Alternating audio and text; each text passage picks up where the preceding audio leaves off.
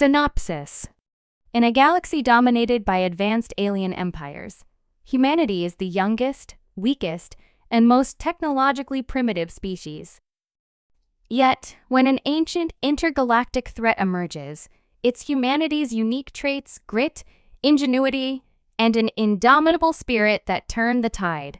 What starts as a desperate fight for survival transforms into a story of unity, sacrifice, and hope, as humans inspire even the mightiest alien civilizations to rally against the darkness.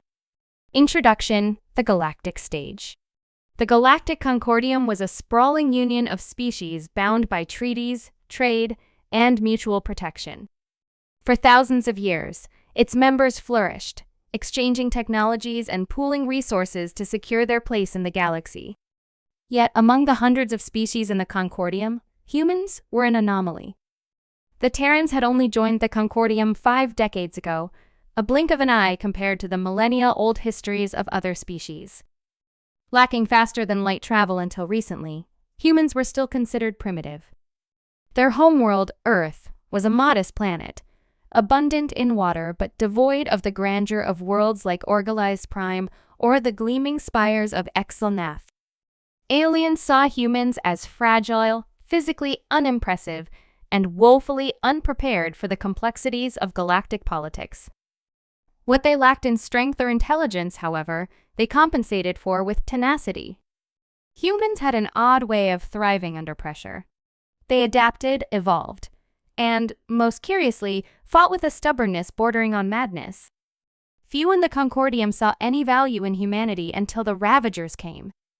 Act I: The First Strike. The Ravagers were an ancient race long thought extinct. Massive bioengineered ships emerged from the galactic rim, consuming entire planets and leaving only barren husks in their wake. Their arrival was heralded by silent star systems that once bustled with life went dark. When the Ravagers reached Concordium territory, panic spread like wildfire. The empires, mighty as they were, scrambled to muster fleets capable of resisting the invaders. But the Ravagers weren't like any enemy they had faced before. They were a swarm, a singular hive mind whose only goal was consumption. Humanity's first encounter with the Ravagers came at Proxima 3, a fledgling Terran colony. The humans sent distress signals to the Concordium, but the larger empires deemed the colony expendable. The Terrans were on their own. On Proxima 3, the settlers had only a handful of aging defense ships and a few orbital cannons. Yet, against all odds, they held. For days, they fought tooth and nail, using guerrilla tactics and improvised weapons. They lured Ravager ships into asteroid fields, rigged mining equipment as makeshift bombs, and deployed fighter pilots willing to ram their craft into the enemy. By the time reinforcements finally arrived, the colony was in ruins, but the Ravagers had been driven off. The larger species were baffled. How had these primitives survived an attack that had obliterated far more advanced civilizations? Act I: Humanity's Gamble. Admiral Linnea Carter, commander of the Terran fleet, became a symbol of humanity's resilience. She argued that the Concordium's fragmented response to the Ravager threat was doomed to fail.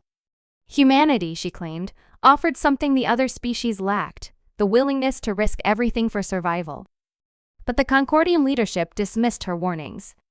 The Dreven, a race of hyper-intelligent strategists, insisted on measured responses.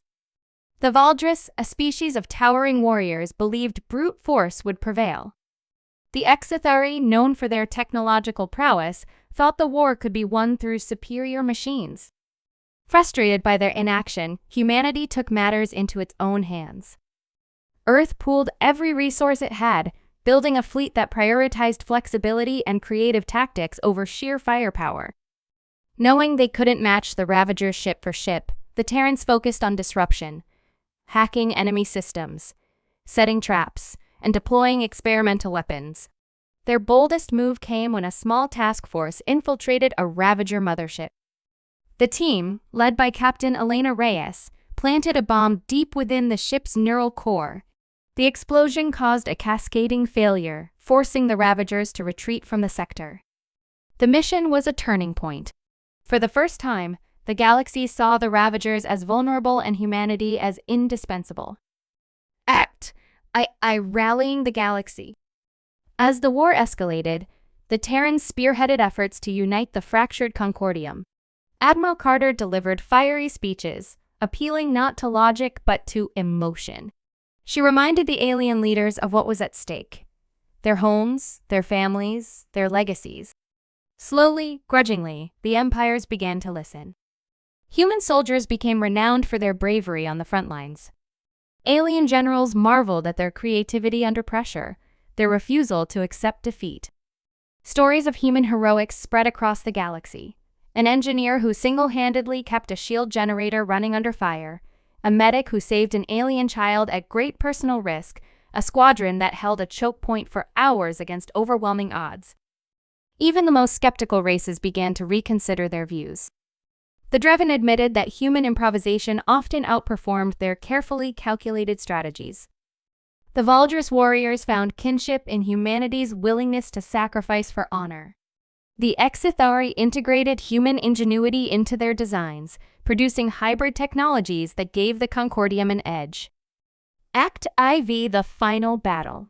The Ravagers' hive mind grew more aggressive as the war turned against them.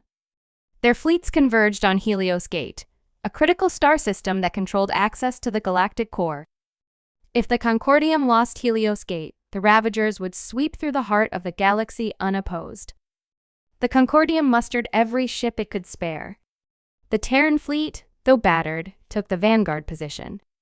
Admiral Carter devised a bold plan. They would feign a retreat, drawing the Ravagers into a massive gravity well near the system's black hole. The battle was chaos incarnate.